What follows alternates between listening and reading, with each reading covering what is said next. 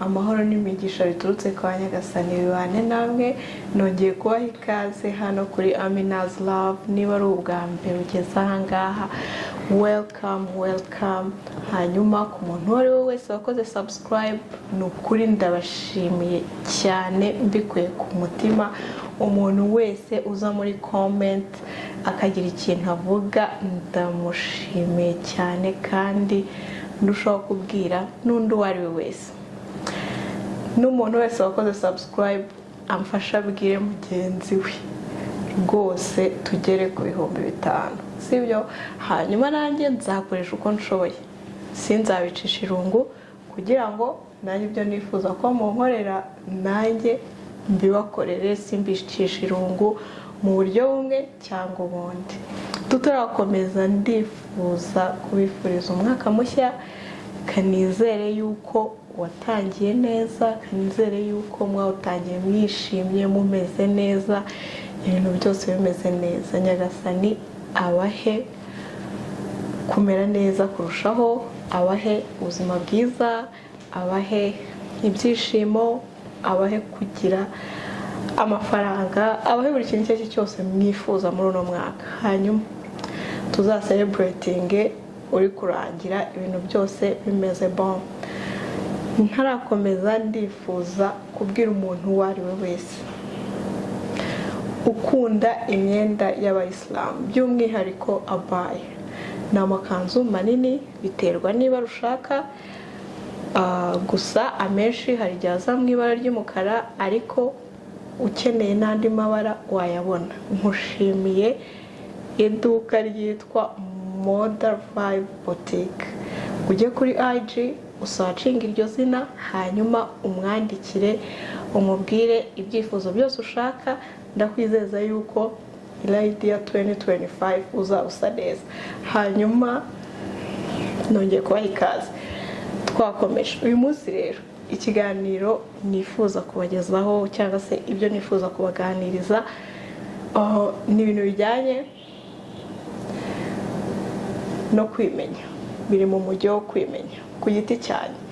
Naje gusanga yuko isuku ni isoko y'ubuzima nk'uko basanzwe babitubwira, kandi ngiye biri mu bintu binezeza. Nkunda ahantu hasa neza, nkunda ahantu hameze neza, nkunda ahantu hasa neza ku rwego ntashobora kubibabwira ngo mubyumve. Ariko murabizi, ntabwo wabyuka mu gitondo ngo usange ahantu harasa neza utabigizemo uruhare. Kandi nta nubwo wabyuka mu gitondo, hari igihe nyine ukora n'isuku nta kibazo, ariko hashobora kuba hari ibintu bishobora kukorohereza kugira ngo isuku yawe yo mu rugo ise neza, ahantu nawe uhakora uvuga ati ibintu rwose bimeze neza. Nifuje rero uyu munsi kubereka bimwe mu bikoresho nkoresha, by'umwihariko iyo ndi gusukura muri toilette, iyo ndi gusukura sinki yo mu gikoni, niyo ndi gusukura ishyiga ryo mu gikoni, kuko nagerageje gufata ahantu iyo hafashe umwanda bigenda bigumaho ku buryo umuntu ashiduka abona nyine nta yandi mahitamo afite. Ariko product ngiye kubereka zishobora kubafasha uko byagenda uko ariko kose, ukongera ukabona ahantu hawe rwose harasa neza ku rwego nawe uvuga ati nanjye hari icyo nakoze.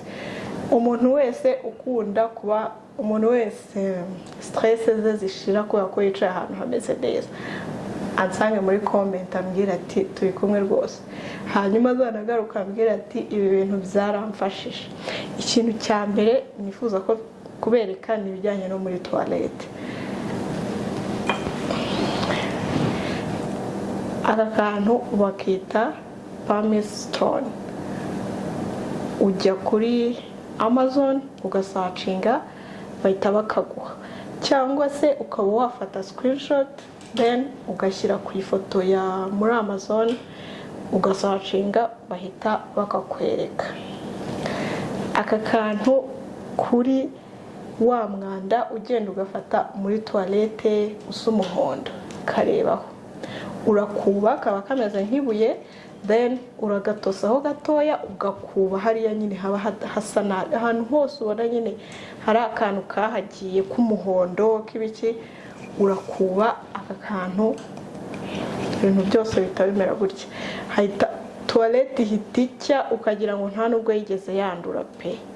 Hanyuma ikindi kintu ntashobora kuva kuri toilette ntavuze, iyo uri kugakoresha ntago wibanda hariya gusa ahubwo no mu sinzi ko ndi buhite wenda tuyite mu ndiba simbizi mu ndiba za toilette hejuru hari ahantu amazi ava iyo umuntu afurashinze ngo umwanda umanuke.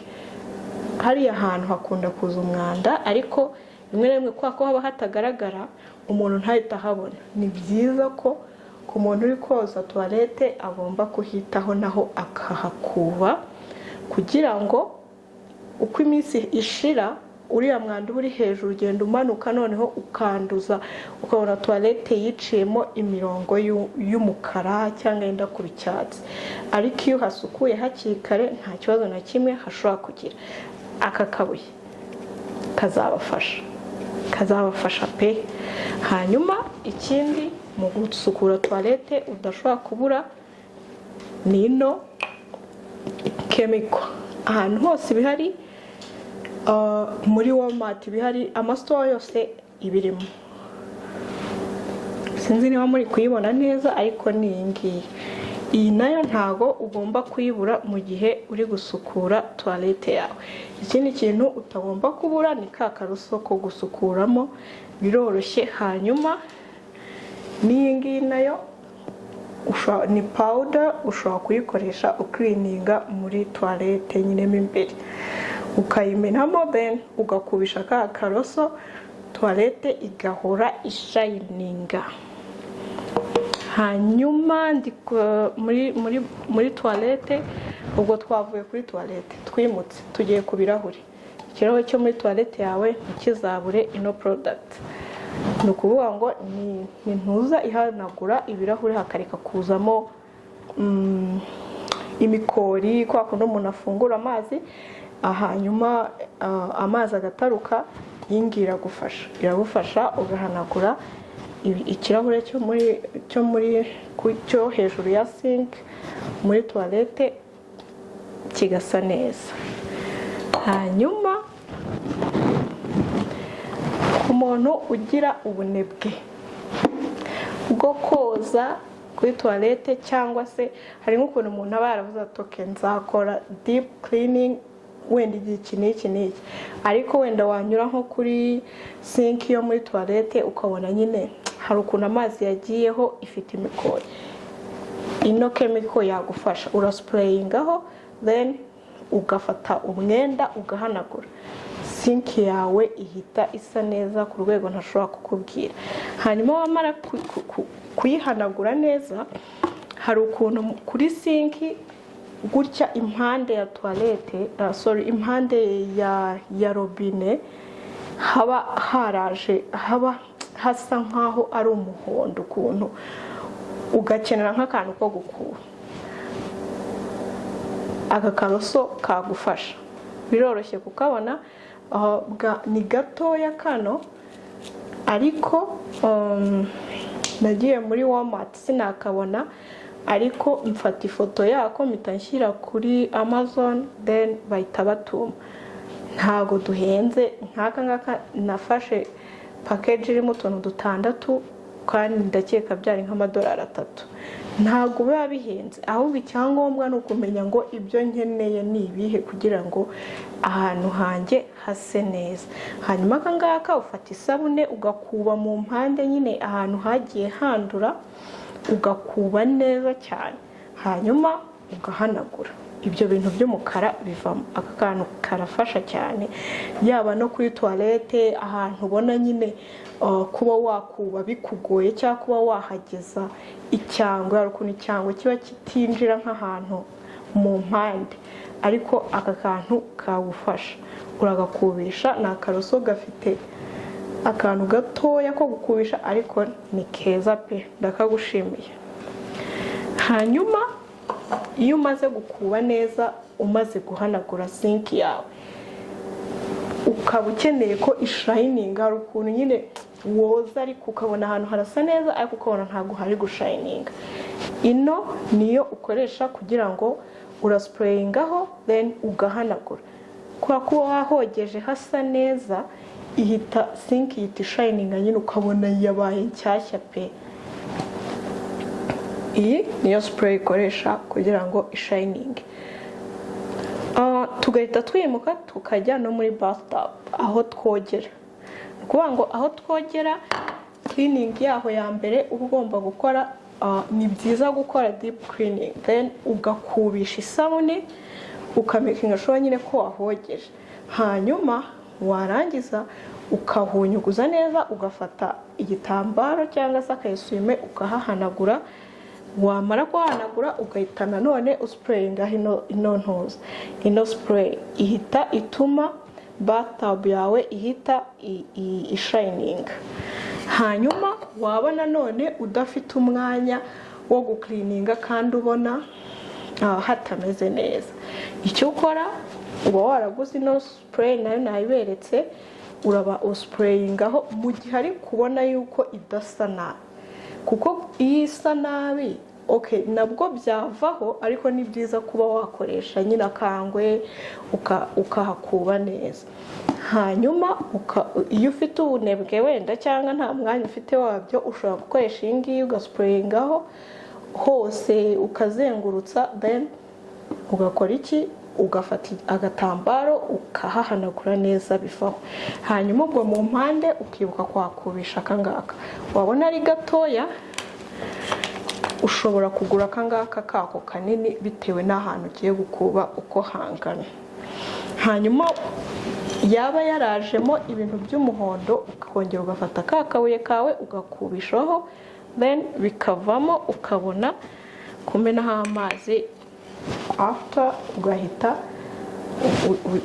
ushyiramo iyi ngiyi ituma hashayininga. Hanyuma ikindi kintu uba ugomba kwitaho, hari ukuntu hari nk'amadushe yo kogeramo aba afite utuntu tumeze nk'amakaro. Noneho hagati mu makaro hakazamo nyine hagasa nabi cyangwa ukabona wenda habaye nk'umuhondo. Iyi ngiyi ni umuti, agakaroso karacyari umuti kuri ibyo bintu. Icyo ukora ujya hahandi ugakubamo, ugakuba neza hagati, hanyuma warangiza ugafata isabune ugakuba ku makaro ukoresheje akangaka. Hari n'utundi tubundi bwoko ushobora kugenda nyine ukareba agafite hano hanini, noneho ugakubisha ku makaro ukoza nyine ku buryo nawe ureba muri dushe yawe ukabona ko hasa neza pe. Hanyuma ibi bikoresho ntabwo ari ibintu byinshi pe, ariko ikintu nkwijeje ni uko toilette yawe cyangwa se muri dushe yawe ntabwo hashobora gusa nabi, ntabwo hashobora gusa nabi ufite ibi bikoresho. Iyindi nama nabagira, niba ukunda ko ahantu hasa neza ntugatume hasa nabi cyane kugira ngo urindire kujya gukora isuku. Kereka nyine wenda harabaye hasa nabi ukamenya ibingibi, ariko niba ubona ko hasa neza gerageza noneho ushake products zishobora gutuma nyine aho hantu hawe hasa neza ku buryo nawe winjira muri toilette ukaba ati hano hantu hameze neza. Hanyuma ubw'ikindi ushaka akantu kahahumuza. Buri muntu wese aba akunda umuhumuro utandukanye. Mu masto haba harimo ibintu byinshi byo guhumuza ukoresha intuza ukunze. Umuhumuro ukunze, haba hari imihumuro myinshi, ubwo urihumuriza ukumva icyo ukunze. Hanyuma ku bantu bari mu Rwanda, tukiri ku kibazo cya toilette, uko byenda kose hari product naho ushobora kubona, ariko wenda hari izo utabona, wenda nk'uturoso ibintu nk'ibyo byo ushobora kubibona, ariko izindi ntabwo nzi neza niba wazibona, ko ushobora kubona nanone zikora nkazo ukaba wazigura. Nk'iyi ngiyi ngende kumva narakuze bavuga yuko ari VM, birashoboka ko n'iyi ngiyi wenda ariyo hano bakoresha ariko wenda bakaba barabyanditse mu bundi buryo nyine ukamenya ko ari powder cleaning gusa. Hanyuma kubera ko hari igihe hari product ushobora kubura zigufasha nyine umakinga sure yuko igihe icyo ari cyo cyose witaye ku isuku. Simbabeshye impamvu nitaye ku kuvuga toilette, yaba muri douche yaba mu kikoni, niho hantu akenshi iyo umuntu yinjiye nyine ngiye ku giti cyane, niho hantu nyine mba numva hagomba gusukurwa cyane cyane cyane pe, kubera yuko ni isuku. Abantu benshi nyine ntabwo bakunda kuhabona hadasa neza, kandi nawe ubwawe wakishima uri kuhabona hasa neza. Twimutse ngiye kubereka noneho ibikoresho dukoresha nanone turi gusukura ishyiga ryacu ry'ikirahure no muri sink aho twogereza ibyombo, hanyuma no muri oven hasi mu ifuru. Nukuvuga ngo ibikoresho dukoresha, icya mbere ni product yitwa Grass Cooktop Top. Ibi nashushanyijeho rino shyiga. Hanyuma ukuntu bigenza, urabanza umaze guteka, urabanza nyine nyuma ishyiga ryahoze, urabanza ugashyiraho ino bimeze nka byenda kumera, ntabwo nzi ukuntu byenda kumera nk'amavuta. Ubishyiraho ukanyanyagizaho neza handi hose hari umwanda, ukareka akanya gatoya. Warangiza ugafata aka kantu, nakuma sinzi ukuntu bakita, ariko gakora ibintu byinshi. Iwacu bakazanye ari ako gusena ku gikuta, birangira nkagiza ko gukoresha isuku. Impamvu ariko nari narabonye utundi twakorewe gusa nk'uharura hariya ku mashyiga, ariko ntabwo dukora neza. Ariko akangaka gasa nkaho hano gatyayemo ukuntu, ku buryo iyo uri gukuraho umwanda bikunda. Hanyuma warangiza ukabanza ugakubaho, ukareba ibibasha kuvaho bikavaho. Hanyuma ugashyiraho aka gasitone kacu, ugakubaho ukazengurutsa neza, ku buryo nawe uvuga uti ubu bireba nyine ahantu hawe handuye ku ishyiga. Hanyuma ugakoresha akangaka, then warangiza ugahanagura. Simbabeshye muzanshimira nyuma.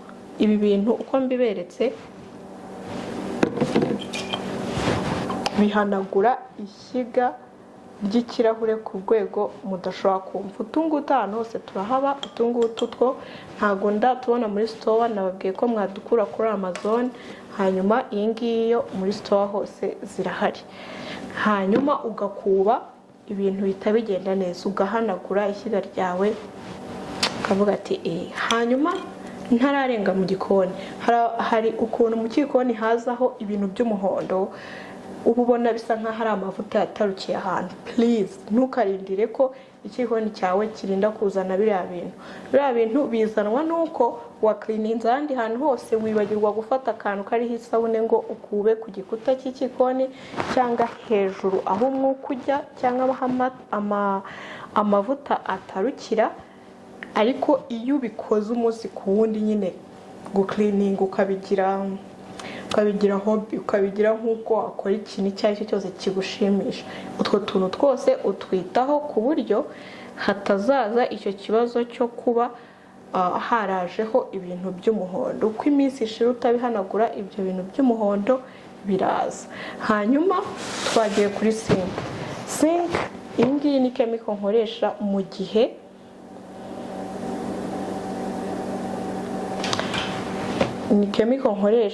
mu gihe nkeneye guklininga mo imbere hahandi binashushanyijeho, hahandi twebwe tutagera.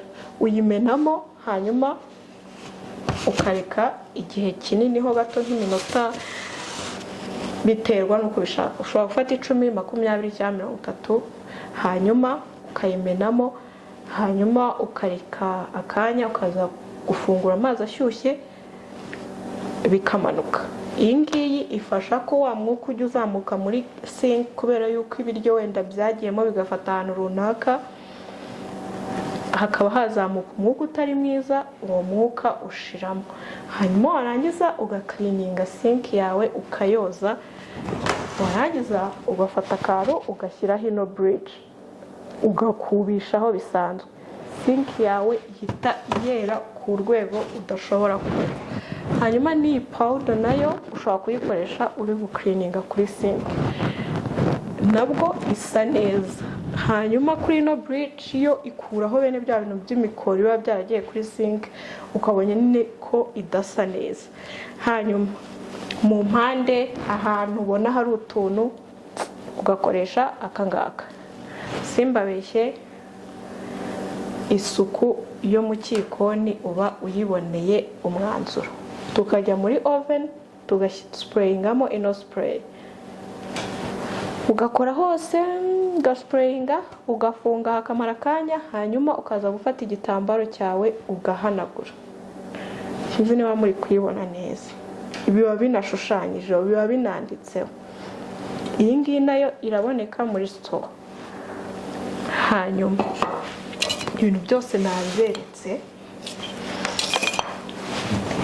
reka nizere yuko muzanshimira mukambwira ukuntu byabafashije. Njyewe njya kwiga ibintu byo gukora isuku iri deep, hari akantu nibutse, hari umuntu wambwiye ngo akenshi abantu dukora isuku kubera ko tuzi ko abantu bari budusure, tugakora isuku kubera ko tuzi yuko hari umuntu uri buze mu rugo, ariko n'uzajya usohoka mu rugo hadasa neza. Ujye utekereza, ese kubera ko ntatekereza ko hari umunsi bashobora kuzanyinjiza muri uru rugo ntizanye swat warwaye warembye bibaye ngombwa ko abantu bagutahana, cyangwa habaye impamvu ituma ba bantu baza buri gihe waklininze baza utabikoze. Igihe icyo ari cyo cyose tujye duhora twiteguye yuko dufite umushyitsi mu buryo ubwo ari bwo bwose, kandi natwe twishimire kuba turi ahantu hasa neza, hameze neza.